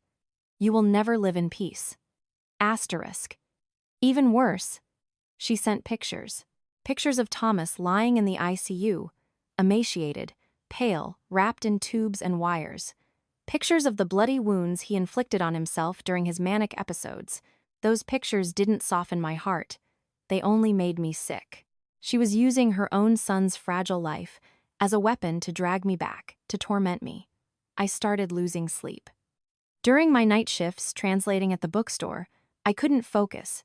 Even the softest ding of a text message made me jump. I became irritable, exhausted, and Sean noticed. He wasn't the type to ask prying questions. He just quietly stayed by my side. He'd brew me a warm cup of tea when he saw I was tired, or simply sit with me in silence. One evening, When I jumped at yet another gruesome picture message, I couldn't take it anymore. I buried my face in my arms on the table, my shoulders shaking. I told him everything. The whole story about my 10-year childhood sweetheart, the night before the wedding, the trust fund, the twin pregnancy, and this daily psychological terrorism. Sean listened without an ounce of judgment. He stayed silent until I finished, until I looked up with red, teary eyes. He looked at me, his gaze resolute and warm. Natalie, running away isn't the answer. I looked up, my voice hoarse. Then what should I do? I don't want to go back. You're letting them control your emotions, Sean said, his voice deep and clear. Even though you're half a world away, they're still manipulating you with guilt and fear. They will never leave you alone unless you cut that thread with your own hands. Cut it. Exactly, he nodded. Avoiding them only makes them think you still care, that you're still affected. The more silent you are, the more they push. You have to face them one time, spell everything out once, and end it for good. You have to show them that you are not afraid, you don't regret anything, and you no longer care. I hesitated. Return there, face that man, and the mother who once loved me, but ruthlessly deceived me. I wasn't sure I had the courage. As if reading my mind, Sean gently placed his hand over mine. His hand was warm. You don't have to go alone. He looked at me and smiled. I'll go back to the States with you. I was stunned. Sean. But your work here. I can work remotely, he smiled. Besides, my firm's branch back home needs me to handle some backlog anyway. I can't let my woman face a hurricane all by herself. Asterisk, my woman. Asterisk. Those words warmed my heart, which had grown as cold as Paris snow. He was right. I couldn't run forever. I had to go back. Not for Thomas, not for Margaret, but for myself. I needed definitive closure so I could truly begin a new life next to this man. Okay, I nodded decisively. I'll go back. The grueling multi-hour flight brought me back to the city I thought I would never return to. 3 months isn't a long time, but it was enough for everything to feel alien, or maybe my heart had just changed. The air was stifling and humid, a stark contrast to the biting cold of Paris. Sean wheeled his suitcase beside me. His calm, steady presence made me a woman preparing for battle feel secure. We went to a hotel. I used a brand new burner phone to call Margaret. She picked up instantly, as if she had been waiting for this call for the past 3 months. Hello? Who is this? It's Nat. My voice was flat. She gasped, then cried out, her voice cracking with joy. Nat, you really came back. Where are you? Go to the hospital right now. Thomas. I am not going to the hospital. I cut her off coldly. I came back to make things clear. You pick a spot. Just you and him. If I see anyone else, or a single reporter, I'm leaving immediately. She stammered, probably shocked by my hardness. Okay, then. Go to the Glass Conservatory in the Hamptons. It's quiet there. No one will bother you. I'll bring him there. She hurriedly hung up. The Glass Conservatory in the Hamptons. I knew that place. It was a high-end, luxury agricultural project Thomas's company had poured a fortune into. A status symbol. Sean drove me there. The car stopped at the main gates. He left the engine running. I'll wait out here. Sean looked at me. But if anything happens, just call me. If you don't text me in 5 minutes, I'm coming in. I nodded, feeling grateful. I'll just be a minute. I stepped out of the car, walking alone toward the massive glass structure reflecting the blinding summer sun. I walked through the automatic sliding doors. A blast of cool AC hit me, carrying the earthy scent of plants. And then I stopped, stunned. Before me were not rows of organic vegetables or high-tech melon vines. Before me was an entire forest of white cherry blossoms. Hundreds of trees in full bloom, pristine and pure, their delicate petals quivering under specialized LED grow lights. They had turned this greenhouse into an eternal spring. I stood on the white gravel path, surrounded by surreal beauty. A fake beauty, forced into bloom by technology and money. I felt a surge of ridiculous amusement. White cherry blossoms, my favorite flower. The flower that witnessed his proposal 10 years ago. Even at the very end, he still thought love could be staged with money. He thought just recreating a romantic scene, just showing off wealth, which probably wasn't even his anymore, could sway me. I heard very light footsteps coming from behind a meticulously pruned cherry tree. Thomas stepped out. If Margaret hadn't told me, I probably wouldn't have recognized him. 3 months. Just 3 months. The dashing, arrogant man who was always the center of attention was now just a shadow. He was emaciated, his skin sallow. He wore a long, oversized beige trench coat, looking as if he were swimming in his clothes. His sunken eyes were hollow and bloodshot. But when he saw me, those eyes flared with an eerie, manic light, a terrifying mix of lust, obsession, and desperate joy. "Nat," he rasped, "you really came back. I knew you'd come back to me." He stumbled toward me, opening his arms wide as if to pull me into an embrace. I took an instinctual step back. His outstretched arms froze in midair. His eyes remained glued to me. It was the manic gaze of a drowning man grabbing a lifeline. It sent shivers down my spine. That gaunt, hollow face, that choppy, unkempt hair. I couldn't recognize the man I loved for 10 years. This was a stranger, a lingering ghost of my past. "Nat, it's so good you're back."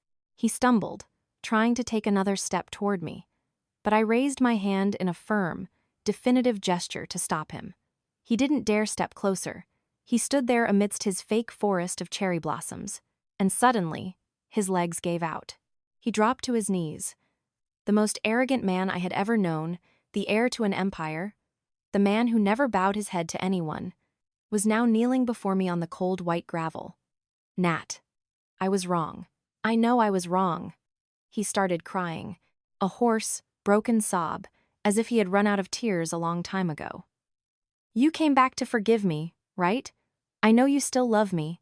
Our 10 years, we can't just throw that away." I remained silent. I stood looking at him, like watching a strange, bizarre play. I didn't feel heartbroken. I didn't feel vindicated. I only felt a terrifying emptiness in my chest. Seeing me not react, he panicked. He crawled on his knees, trying to get closer to me. "Nat, are you mad at me? Are you mad about Lily? About the pregnancy?" He looked up at me, his bloodshot eyes gleaming with a manic spark of hope. "But don't worry anymore. I cleaned it up. I cleaned everything up. My body turned to ice. Asterisk, cleaned it up? Asterisk. Yes, yes." He nodded frantically, like a child wanting to show off a prize. "You didn't like her, so I gave her a settlement. A huge payout. She'll never dare show her face to you again. She and her family disappeared from this city." He looked at me, waiting for praise. I took a sharp breath, the cold air of the conservatory filling my lungs, and the pregnancy. "That's gone too." He spoke so lightly, as if talking about something utterly insignificant. "The fall. That day. They're gone. Everything is gone, Nat. There are no more obstacles between us."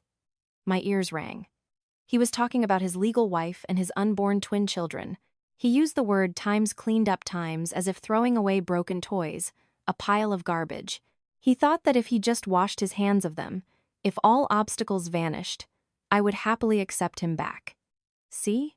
He tried to smile, a twisted, grotesque smile on his gaunt face. "I did it all for you. The shares are gone, I don't care. The company fell, we'll start over. I just need you. Nat, come back to me. We'll start over, right here in this cherry blossom garden, I promise." I looked at him, and a wave of absolute, pure disgust rose in my stomach. It was worse than the feeling when I first discovered his betrayal. He wasn't human. He was a monster who only cared about himself. I looked at him. My gaze must have been piercingly cold, because his smile died. I shook my head, my voice terrifyingly calm. "Thomas, you still don't get it. I do get it," he stammered. "No, you don't." I cut him off. "You kneeling here, you crying, you building this entire garden. It's not because you're remorseful. You're just regretful." "I'm not regretful. I'm remorseful," he screamed weakly. "I'm remorseful because I got caught." I spoke slowly, enunciating every word. "You're not remorseful for betraying me. If I hadn't found that folder that night, if my plan had failed, you would be the chairman of the conglomerate right now, and I would be your puppet trophy wife, while you happily lived with your secret family. Am I wrong? He froze. My words hit the bullseye. He couldn't deny it. I continued, my voice steady. You cleaned up Lily not because you love me, but because she was an obstacle, living proof of your failure. You think I'm your last remaining asset, your life raft to cling to prove to yourself that you haven't lost absolutely everything. But I'm not. No, that's not true, he stammered, beginning to panic. I turned my back, not wanting to look at his face for another second. I didn't come here to hear your apologies. I came here to tell you that it is truly, finally over. Seeing me turn away, Thomas's despair turned into madness. He leaped up, his frail body suddenly possessing terrifying strength. He lunged forward, grabbing my wrist, gripping it like an iron vice. No, you can't leave. You are mine. I won't let you leave. I've lost everything. I can't lose you too. I tried to yank my arm away, but it was useless. His madness had stripped him of all reason. He yanked me toward him. Excuse me. A deep, calm voice suddenly echoed from the conservatory entrance. Thomas's grip faltered. He whipped his head around. Sean stood there. I didn't know how long he had been there. He was wearing his simple white button-down and slacks, looking elegant and composed.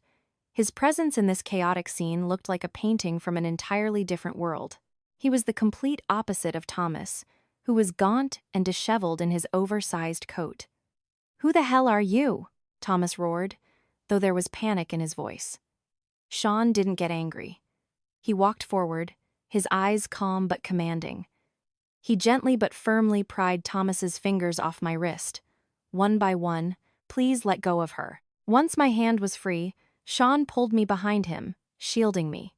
He looked straight into Thomas's eyes, using that same polite tone. "Hello. I'm Sean. I am Natalie's boyfriend. Asterisk boyfriend? Asterisk." Those two words acted like a final sledgehammer, shattering whatever insane hope Thomas had left. He looked at me, then at Sean. He took a step back, then another. Boyfriend? Impossible. He shook his head in disbelief. He looked at me, his eyes shifting from manic to utter, bottomless despair. He clutched his chest. A violent coughing fit erupted. He coughed violently, doubling over. And then, he spat out a mouthful of blood.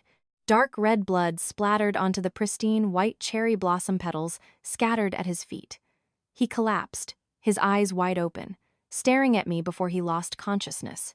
The sight of Thomas collapsing and coughing up blood unfolded right in front of me. A part of me, perhaps the instinct built from 10 years together, wanted to rush forward, but Sean held me back. "Don't go over there," he said softly. "Our business here is done." He was right. I wasn't a doctor, and I was no longer anything to him. Sean took off his suit jacket and draped it over my shoulders, hiding the trembling I was trying so hard to suppress. He took my hand, a firm, steady hand, and guided me away. We walked past Thomas's crumpled body without looking back once. His weak groans faded behind us, mingling with the soft jazz still playing automatically in the conservatory. As we neared the main doors, a figure rushed out to block our path. It was Margaret. She wasn't crying or pleading like on the phone. Now, her face, which had aged a decade in just 3 months, was twisted in pure rage. She had just seen her son collapse. She stopped, screaming in a shrill, piercing voice. You evil demon. Are you happy now? Look what you've done to him. Are you happy if he dies? You are so cruel, Nat." She raised her hand, a bony, wrinkled hand ready to slap me. But Sean's hand shot up and blocked the slap midair. He gripped her wrist tightly. "Ma'am, have some self-respect." His voice was calm, but as cold as steel. She tried to yank her hand back, but couldn't. She turned to me, continuing her curses. You brought a man here to humiliate him?" I gently pulled Sean's hand, signaling him to let her go. I took a step forward, facing Margaret, facing the woman I used to call Mom. "You say I put him in that state?" I asked, my voice equally cold. "If not you, then who?" She shrieked. "You abandoned him, and now you come back to torture him. I looked straight into her eyes. Those eyes used to look at me with love. Now they held only hatred and stubborn denial. It was his own doing, I said clearly. And yours. What? What are you saying? She froze. He is a traitor. And you, I growled, you are an accomplice. You knew everything. You knew your son committed bigamy. You knew he had kids with Lily. But you still came to my hotel suite, still gave me the family heirloom, still made me promise to trust him. Why did you do that? I stepped closer, lowering my voice. Because of our love? No, because of the will. Because of that massive trust fund. You were terrified I'd cancel the wedding, and your son would lose everything. Margaret turned pale. She stumbled back. I had hit the bullseye. You enabled his deceit, I continued. You used me as a tool so your son could steal that fortune. You even had the nerve to hire someone to impersonate me. A cheap, pathetic stunt. You never truly considered me your daughter. The state he's in right now is his karma. And you, watching your son like this today, this is the price you pay for your complicity and your greed. I have nothing left to say to you. I grabbed Sean's hand. Let's go. Stop right there. We walked away, leaving behind Margaret's hysterical screaming, Thomas's groans from the cherry blossom garden, and a 10-year past filled with lies. When Sean and I got into the car, I sent one final text to Maya. Asterisk. Call an ambulance to the Hamptons Conservatory. Thomas Sterling. Asterisk. The car drove off, taking me away from that place. Forever. Years later, Paris welcomed winter with pristine, feather-light snowflakes. Sean and I were married. We had a peaceful life. Not as wealthy or glamorous as my past, but warm and fulfilling. I opened a small vintage bookstore tucked away in a cobblestone alley, specializing in American and French literature. Sean continued his work as a lawyer. He was now a respected voice, advocating for the expat community in Paris. One Saturday evening, light snow was falling. Sean and I went for a walk after closing the bookstore. Hand in hand, we stopped by a small American-style deli in the 13th arrondissement to buy some spices my mom back home had just called and asked me to find. I waited for him outside, shivering in my beige peacoat. Across the street was a small diner. The neon sign glowed warmly. Asterisk Philly cheesesteaks and subs, a taste of home. Asterisk the savory smell of grilled meat, onions, and melted cheese drifted across the cold street, smelling incredibly inviting. The diner was packed with expats probably looking for a taste of home and curious locals. I glanced inside through the large window, which was fogged up from the heat inside, and then I froze. The man standing behind the counter, diligently slicing meat with fast, precise motions, he was much thinner. His hair was peppered with gray, and his back was slightly hunched. He was wearing an apron, working hard, focused, completely undistracted. There was not a single trace of the arrogant air, the glamorous golden boy he used to be. Right at that moment, as if by some sixth sense, he looked up. Perhaps he felt someone staring at him for too long. Our eyes met. Through the foggy glass, through the busy traffic, through nearly a decade of hatred and pain. He froze, the slicing knife still in his hand. In his eyes, I didn't see madness. I didn't see obsession, and I didn't see hatred. I only saw exhaustion, a quiet acceptance of his fate, and a surprising sense of calm. I felt the same. My heart was as still as a lake. I didn't feel resentment, I didn't feel disgust. He was just an old acquaintance in a very distant place. Sean walked out of the deli. He wrapped his arm around my shoulder and handed me a hot cup of ginger tea. Cold, babe? I got this for you to warm up. I smiled, shaking my head. I took his hand. I turned away, not looking back at that diner again. He had found a way to keep living. So had I. He had likely paid for all his mistakes with the rest of his life. The past, no matter how painful, is ultimately just the past. It stayed on the other side of the street, drowning in the hot steam of a diner far from home. Sean and I walked on, heading toward the warm yellow lights at the end of the street, where our home was waiting. Ladies and gentlemen, money and vanity truly are a double-edged sword.